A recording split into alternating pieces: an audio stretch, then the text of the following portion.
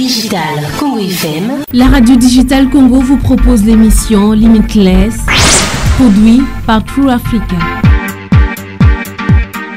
Digital Congo FM. Bonjour, c'est Claude Grunitzky et je vous présente Limitless. Limitless est un podcast produit par True Africa qui pose les questions qui comptent pour l'Afrique. Nous cherchons des solutions africaines aux problèmes africains. Dans chaque épisode, nous posons à 3 invités une question qui compte pour les Africains. Et, sans surprise, ils ne sont pas toujours d'accord. Dans cet épisode, nous nous demandons comment nous pouvons améliorer le cinéma africain.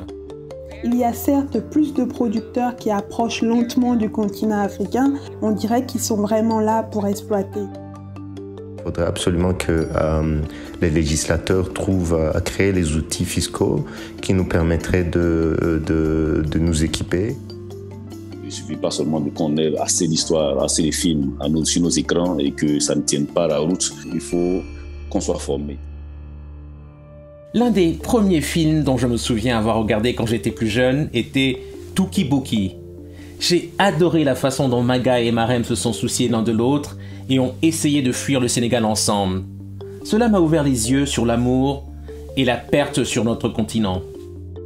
Les films sont l'une des façons dont nous comprenons notre continent. L'une des façons les plus puissantes de montrer nos histoires, toutes nos histoires. Cette question essentielle méritait donc une conversation avec 3 Africains de l'industrie cinématographique pour comprendre comment mieux raconter nos histoires à l'écran. La première invitée est Nicole Amartefio, la créatrice de la série télévisée An African City. Cette série suit 5 femmes à Accra au Ghana. Vous pouvez la regarder sur YouTube. J'ai demandé à Nicole ce qui avait changé depuis qu'elle a commencé sa série YouTube en 2014. Voici notre conversation qui était en anglais. Pas grand-chose malheureusement et pour diverses raisons. Il y a certes plus de producteurs qui approchent lentement du continent africain, mais certains d'entre eux ne semblent pas vraiment être là pour faire des affaires. On dirait qu'ils sont vraiment là pour exploiter. J'ai aussi voulu savoir de quelle manière concrètement. Je ne peux probablement pas être très précise, mais j'espère que s'ils écoutent, ils savent de qui je parle. D'accord, je n'ai pas besoin de noms spécifiques. Je pense juste à des termes spécifiques. Ce sont juste des chiffres, mais si quelqu'un ici se voyait offrir 250 000 $ pour faire un projet de film, mais un de ses pairs à Berlin se voyait offrir 20 millions de $ pour un projet similaire, lorsque les films sortiront, les cinéastes ghanéens seront probablement critiqués et le cinéaste de Berlin sera probablement félicité, car la principale différence est le budget alloué aux 2 projets. C'est très simple, des budgets plus importants signifient une meilleure production. Nicole a de l'expérience dans son métier. Je lui ai donc demandé si elle pense que nous avons des talents, mais simplement pas de budget. Le fait est que, lorsque vous avez un budget de 20 millions de $, cela signifie que vous pouvez faire appel à l'un des meilleurs ingénieurs du son de LA. Et ce qui est génial avec ce meilleur ingénieur du son de Los Angeles, c'est que vous pouvez aussi le jumeler avec l'équipe de son du Ghana. Et donc, cette équipe de son du Ghana va apprendre plus de ce super ingénieur de son de LA. Évidemment, il ne s'agit pas simplement d'avoir le budget pour embaucher des gens de Los Angeles, ou, vous savez, des gens de New York ou de Londres. Il s'agit peut-être davantage d'avoir de meilleures écoles de cinéma et des programmes de formation sur le continent africain. Oui, et c'est important. J'ai suivi un programme de 6 mois à l'école de cinéma ici. Et oui, ils ont certainement besoin de plus de ressources. Parce que vous savez, je pense que tout le temps que j'ai étudié là-bas, tout était théorique. Nous avons un instructeur devant notre tableau et c'était vraiment tout. Je pense que nous avons touché une caméra. J'ai touché une caméra une fois. Il y avait une caméra pour faire le tour de tous les étudiants et c'était 100 étudiants et une seule caméra pour faire le tour. Oui, j'ai fait un programme d'école de cinéma ici et je suis contente de l'avoir fait. Mais je ne compterai jamais sur les institutions publiques au Ghana pour faire pour moi ce que je peux faire pour moi-même. J'ai d'abord appris à écrire en allant sur Internet, en trouvant le scénario d'une série, d'une émission que j'aimais et en étudiant ce scénario profondément. Depuis lors, j'ai lu des centaines de scripts que j'ai trouvés grâce à des recherches sur Google. Et j'étais à la fois mon propre professeur et une étudiante. J'ai alors trouvé des cours en ligne, je les ai pris, je me suis ensuite connectée avec d'autres personnes qui étaient tout aussi avides que moi de l'industrie. Je suis une autodidacte. Mon deuxième invité est Kivu Ruhorahosa.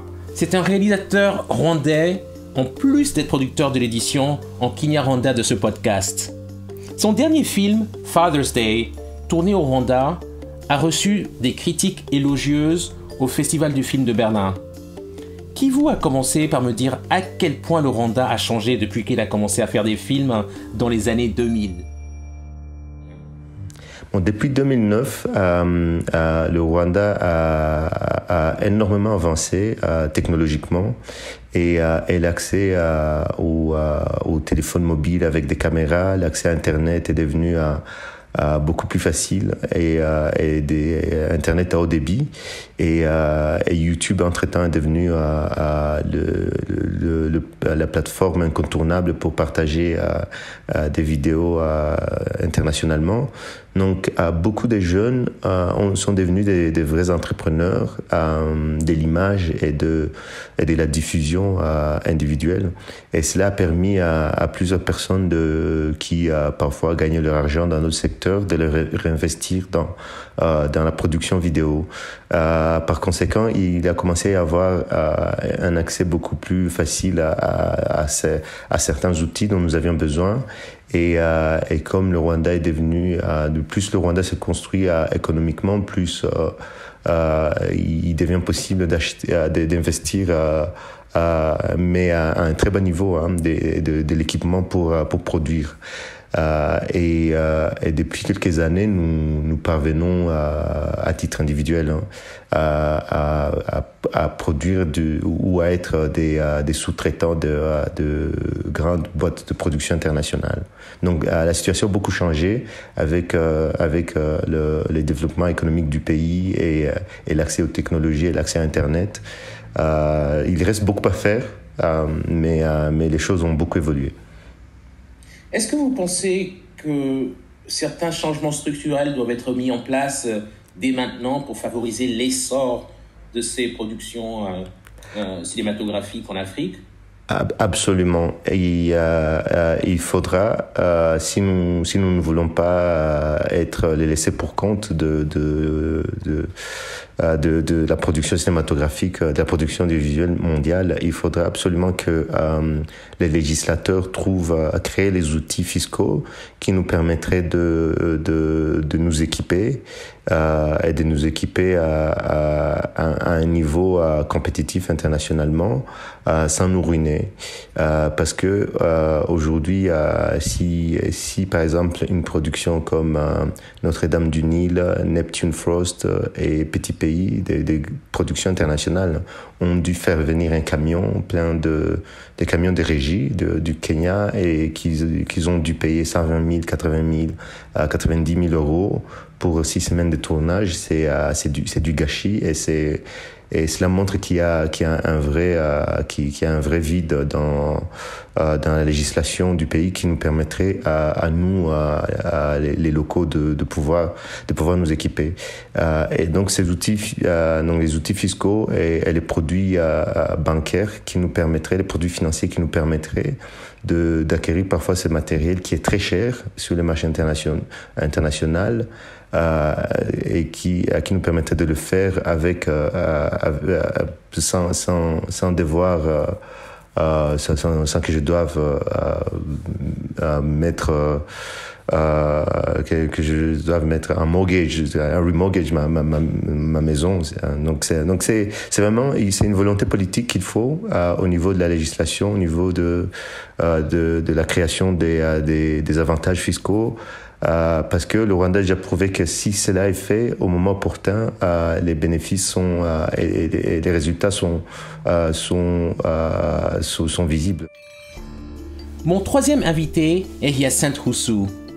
Il est réalisateur ivoirien et il a réalisé le film Jusqu'au bout. Il a échangé avec Sinatou Saka, qui produit la version francophone de ce podcast.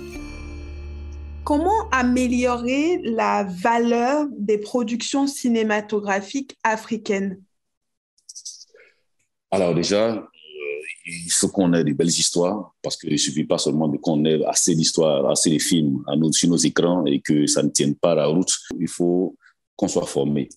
Il faut qu'on soit formé dans ce que nous faisons à tous les postes. Il faut vraiment qu'on puisse prendre le temps de pouvoir avoir des belles histoires, des histoires qui sont adaptées à nos réalités. Il faut en plus le financement qui va avec, parce que franchement, de ce qui nous est accordé comme subvention ou souvent des fonds pour la coproduction, ça ne sert à rien. C'est des budgets tellement faibles, tellement insignifiants. Mais il faut surtout que le secteur privé puisse s'intéresser, parce que l'industrialisation du secteur du cinéma, en tout cas, dans notre zone Afrique francophone, ça va passer par le secteur privé, passer les politiques. Je n'ai pas envie de dire qu'ils n'ont rien à faire, mais je vais dire, ils créent le cadre, les politiques créent le cadre, l'accompagnement, tout ça, mais au secteur privé de prendre à bras le corps pour essayer de nous aider à pouvoir améliorer un peu ce qu'on voit en termes de production. Alors, quel changement structurel est nécessaire pour créer une véritable industrie économique de la production cinématographique africaine, d'autant plus que quand on regarde la production cinématographique indienne, par exemple, elle a une vraie valeur sur le plan international? Moi, je pense qu'il faut commencer par déjà créer des canaux de distribution fiables, parce que c'est carrément inexistant. Il existe rarement des canaux de distribution fiables dans nos États, dans nos différents pays. En fait, il ne suffit pas seulement de produire et puis aller mettre au tiroir ou bien d'aller faire visionner ça en salle pendant quelques semaines et puis venir mettre le film dans le tiroir. Il faut des circuits de distribution fiables. Quand on commence à produire un peu, le pays, il y a certains pays qui ont moins de consommateurs en termes de films, mais si on a un canal de distribution fiable, ça peut voyager, le seul film peut voyager dans un réseau bien donné. En fait, ça va aider même et la production à avoir un peu plus de moyens pour pouvoir continuer à injecter des sous, et ça va aider et les acteurs, ça va aider tout le corps en fait, parce que plus c'est vu, plus c'est distribué, il y a un peu plus d'argent qui rentre. Donc, on gagne en termes de visibilité, on gagne en termes de portefeuille également. Donc, il faut des canaux de diffusion. Quand un film sort ici, il faut des méthodes de distribution qui doivent être mises à disposition. Ces canaux doivent être mis à disposition par nos politiques ou bien, comme je disais tout à l'heure, par le secteur privé. Mais peu importe, il y a une vraie réflexion là-dessus. Mais je suis sûr qu'au-delà même des productions, des financements, il faut un circuit de distribution fiable. Parce que la banque, par exemple, va venir te donner un peu d'argent pour aller faire ce qui est rare, mais la banque n'a pas l'habitude d'injecter des faux sous dans ça parce qu'ils veulent voir en termes de rentabilité. Et actuellement, c'est galère au niveau des rentabilités. Et quand la banque ou la structure met son argent là-dedans, elle a besoin de savoir que ça puisse rentabiliser. Et le meilleur moyen de rentabiliser, c'est de distribuer. Et pour distribuer, il faut un circuit efficace. Actuellement, il y a très peu de moyens pour distribuer une œuvre. Et ça fait pitié. Il y a des belles œuvres qui sont là, bien créées, mais qui n'arrivent pas à décoller parce qu'on n'arrive pas à les distribuer. Pas parce que ces œuvres ne sont pas efficaces, ils sont des belles œuvres, mais qui souffrent de manque de visibilité et de manque d'achat. Et les pays comme l'Inde, le Nigeria ont compris. Ils ont compté d'abord sur leur population qui ont commencé à consommer, mais ils ont mis des systèmes en place pour pouvoir faire voir ces productions-là par toute leur population. Il y a une vraie réflexion sur comment distribuer nos productions pour que ça ait un vrai impact et sur nos vies et sur la vie de la nation. Merci à tous nos invités.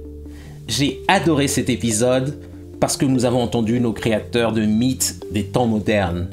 Les artistes et les créatifs qui tendent un miroir à nous-mêmes et à notre continent. Sur le continent, de nombreux cinéastes font face aux problèmes liés aux réglementations et aux nombreux frais financiers, aussi au manque de soutien.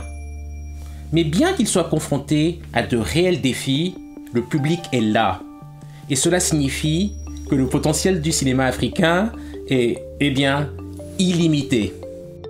Merci pour votre écoute.